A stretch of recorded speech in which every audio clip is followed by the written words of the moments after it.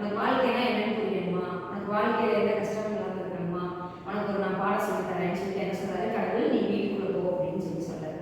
வீட்டுக்குள்ள என்னடா கடவுள் வீட்டுக்குள்ள போனா எப்படி நம்ம எல்லாத்தையும் தெரிஞ்சுக்க முடியும் அப்படிங்கிற அந்த வீடு அப்படிங்கிறது அந்த காலத்துல இல்லை, இந்த காலத்துல இல்லை. சரியா, இந்த காலத்து வீட்டுக்குள்ள அவங்க வரும்போது என்னன்னா ஃபர்ஸ்ட் என்ன தெரியுதுன்னு பார்த்தீங்கன்னா மேற்கூரை, வீட்டோட முற்றத்தை நிமிர்ந்து பாரு அப்படின்னா நிமிர்ந்து பார்த்தா என்ன தெரியுதுன்னு சொல்லும்போது கடவுள் சொல்றாரு, இந்த மாதிரி நீ எல்லாத்தையுமே என்ன பண்ணணும், உயர்வா சிந்திக்கணும். அப்போ உனக்குள்ள என்ன இருக்கக்கூடாது, தாழ்வு மனப்பான்மை இருக்கக்கூடாது. என்னால முடியாது, நான் செய்ய மாட்டேன், எனக்கு முடியுமா அப்படிங்கிற அந்த கேள்வியில உனக்கு என்ன பண்ணக்கூடாது, இருக்கக்கூடாது. அந்த வீடு எப்படி உயரமாக இருக்கிறதோ உன்னுடைய சிந்தனையும் உயரமா இருக்கணும் அப்படின்னு சொல்லி சொல்றாரு. ரெண்டாவது சொல்றாரு காத்தாடி விசிறி.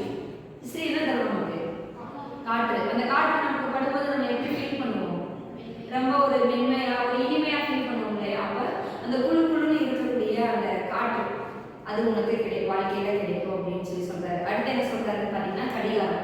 கடிகாரம் என்பது எதை காட்டக்கூடியது, சுவத்தில் இருக்கக்கூடிய கடிகாரம் நேரத்தை காட்டக்கூடியது. அந்த நேரத்தை நம்ம என்ன பண்ணணும், சரியான முறையில பயன்படுத்தணும், அதை வீணாக்க கூடாது அப்படின்னு சொல்லி சொல்றாரு. அதுக்கடுத்து என்ன சொல்றாருன்னு பாத்தீங்கன்னா கேலண்டர், நாள்காட்டி.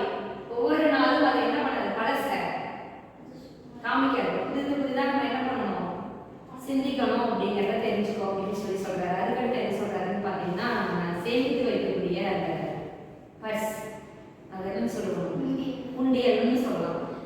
வீட்டுக்குள்ள எல்லார் வீட்லயும் இருக்காது பெரும்பாலும், ஆனால் ஒரு சில வீட்டில் கண்டிப்பாக உண்டியல். அந்த உண்டியலை பார்க்கும்போது நமக்கு என்ன ஆகும், வாழ்க்கையில நம்ம எதையாவது சேமித்து வைக்கணும் அப்படிங்கிற எண்ணத்தை வளர்த்துக்கணும் அப்படின்னு சொல்லி சொல்றாரு. அதே போல ஜன்னல், உள்ள அடப்பட்டு கிடக்கிறவங்களுக்கு அந்த ஜன்னல்ல இருந்து வெளியே இருக்கிறதெல்லாம் பார்த்தோம்னா நமக்கு என்ன தோணும், ஒரு பறந்து நின்ற உலகம் இருக்கு அப்படிங்கிறத நம்ம புரிஞ்சுப்போம். அப்ப நம்ம என்ன பண்ணக்கூடாது, குறுகிய மனப்பான்மையோடு இருக்கக்கூடாது. நம்மளுடைய சிந்தனை எப்படிப்பட்டதா இருக்கணும், பிராட்மைண்டா இருக்கணும். இந்த 4 சோற்றுக்குள்ள இருக்கிறது போல நம்ம இருக்கக்கூடாது. தாண்டி நம்ம என்ன பண்ணணும், வெளியுலகத்தை எல்லாத்தையும் பார்க்கணும் அப்படின்னு சொல்லி சொல்றாங்க. அதுக்கடுத்து இலக்கு. இலக்கு என்பது என்னது, ஒளி தரக்கூடியது. அப்ப நாம என்ன பண்ணணும், ஒரு தனி மனிதனா இருந்தாலும் மற்றவர்களுக்கு பயன்படக்கூடிய அளவுல நம்ம என்ன பண்ணணும், நல்லவர்களாக இந்த பூமிக்கு பயனுள்ளவர்களாக வாழ வேண்டும் அப்படிங்கிறார். அதுக்கடுத்து என்ன சொல்றாங்கன்னா வீட்டுல நம்ம உள்ள என்றாகணும்னா கண்டிப்பா என்ன இருக்கும், வாசப்படி இருக்கும். வாசப்படி படிக்கட்டுகள் சொல்லுவோம். ஒவ்வொரு படியை எடுத்து வைக்கும்போது நம்ம எப்படி எடுத்து வைப்போம், ஜாக்கிரதையா.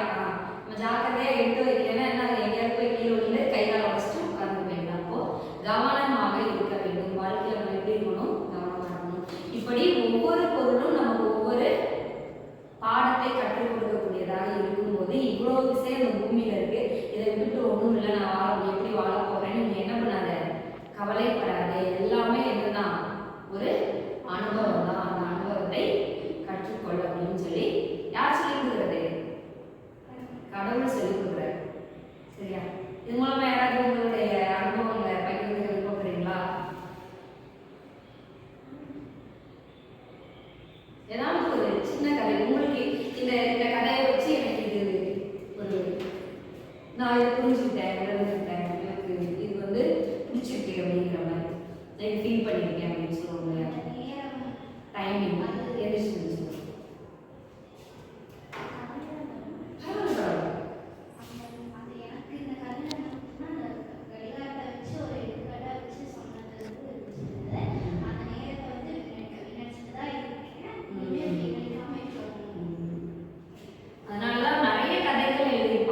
ஸ்டோரி எழுதியிருப்பாங்க, மோட்டிவேட்டிவ் ஸ்பீச் இதெல்லாம் பார்த்தீங்கன்னா நேரத்தை காப்போம் அப்படிங்கிற அந்த தாட் இருக்கு. இதை நம்ம ஒரு பெரிய ஒரு விஷயமாவே எடுத்து பேசலாம் எல்லாருமே. 12B படம் பார்த்துருக்கீங்களா? அந்த ஒரு பஸ்ஸை மிஸ் பண்ணதுனால அவன் வாழ்க்கையில என்னெல்லாம் சந்திக்கிறான் அப்படின்னு. திரைப்படங்கள் நமக்கு ஒரு அனுபவம் தான். அந்த மாதிரி நிறைய கதைகள் இருக்கு. நம்ம என்ன பண்ணணும், நிறைய எதுக்காக நேரத்தை செலவு பண்ணணும், புத்தகங்கள் படிக்கணும், நிறைய விஷயங்கள் சமூகத்துல என்ன நடக்குது அப்படிங்கிறத தெரிஞ்சுக்கணும். நமக்கு கிடைக்கக்கூடிய அனுபவங்கள் நமக்கு எந்த மாதிரியான பாடத்தை கற்றுக் கொடுக்கிறது அப்படிங்கிறத நம்ம தெரிஞ்சுக்கணும்.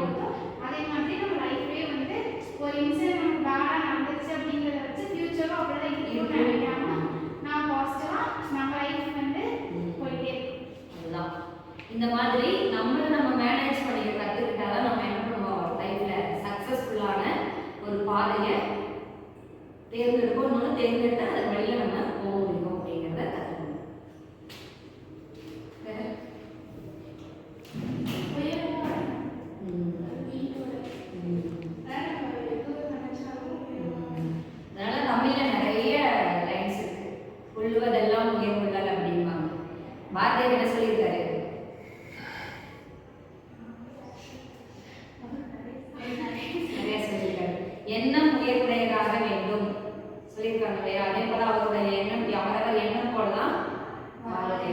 அந்த எண்ணத்தை உயர்வாக வச்சுக்கிட்டோம் அப்படின்னா நம்மளுடைய வாழ்க்கை எப்படி இருக்கும்? உயர்வானதாக இருக்கும். அடுத்து